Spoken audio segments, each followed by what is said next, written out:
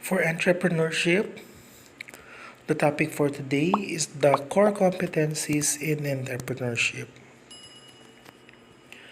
With regards to entrepreneurship, we have three major clusters with regards to the core competencies. We have the achievement cluster, planning cluster, and the power cluster. Achievement cluster, these are traits that are directly related to the entrepreneur's desire to be an achiever in the field of entrepreneurship. Does not settle for mediocrity but instead aspires for quality. As you can see based on here, pag achievement from the root word achieve, gusto niya talaga na maging successful siya. Kaya nga ito yung mga kailangan traits na isang tao para maging successful na entrepreneur siya. So ano yung kailangan na traits to be an achiever?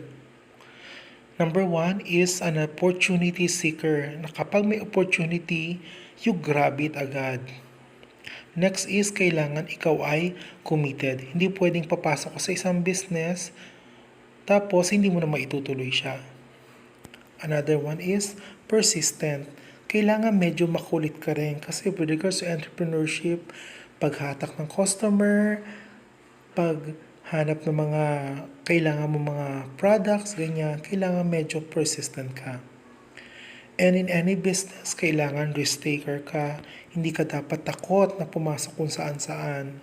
Kasi yung mga risk takers, sila talaga yung mga nag-achieve. And of course, kapag meron kang product, kailangan you have a trait to be efficient and quality-oriented. Hindi ka dapat nagsasettle na parang okay na o pwede na. Kailangan maganda rin ang magiging product mo para talagang tangkilikin ka ng mga customers mo. The second cluster is the planning cluster. These are traits that support the achievement cluster. A plan serves as a blueprint to be undertaken by the entrepreneur. So from the word plan, ibig sabihin, may pinaghahandaan ka, hindi basta-basta papasok ko sa isang engagement na hindi ka handa. So, what are the traits under the planning cluster? Number one, kailangan goal setter. So, meron ka dapat gusto mong patunguhan, hindi basta may gagawin ka lang dahil naboboard ka, kailangan meron din patutunguhan siya. Next is information seeker. Kasi for example, may gusto kang business, kaya alam marami na rin gumagawa nitong business sa ito, hanap ka pa information para masabi mo na mas angat ang magiging product mo kaysa sa iba. Next is systematic and planning and monitoring. Kasi kailangan kahit paano kapag may gagawin kang business, kailangan step by step mo itong gagawin. Hindi pwedeng kakasimula po lang gusto mo na kumikita ka agad kasi hindi naman ganun kadali pagdating sa business. So, kailangan meron ka sinusunod na rules para maging successful ka in the future. And the last one is the power cluster. These are traits that reflect the degree of the interpersonal relationships maintained by successful entrepreneurs in the community. Ability to maintain the highest degree of interrelationship in the business community and influence others over his or her line of reasoning.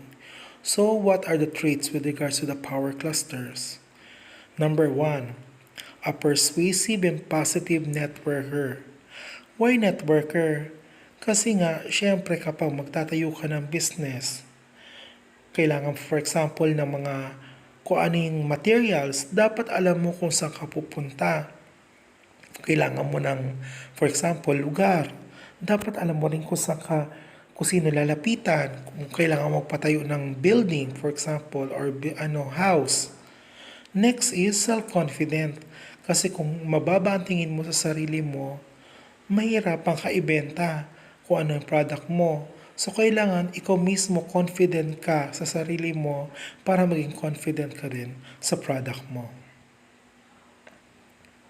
Now, who are the famous entrepreneurs who failed in the business, then naging successful din sila in the end? Of course, we have Walt Disney, Steve Jobs, and the famous Oprah Winfrey. and of course, the very popular Colonel Sanders of KFC. Thank you very much for watching. So please subscribe to my channel, hit the notification button bell, and please like my video. So I'll see you again on my next video.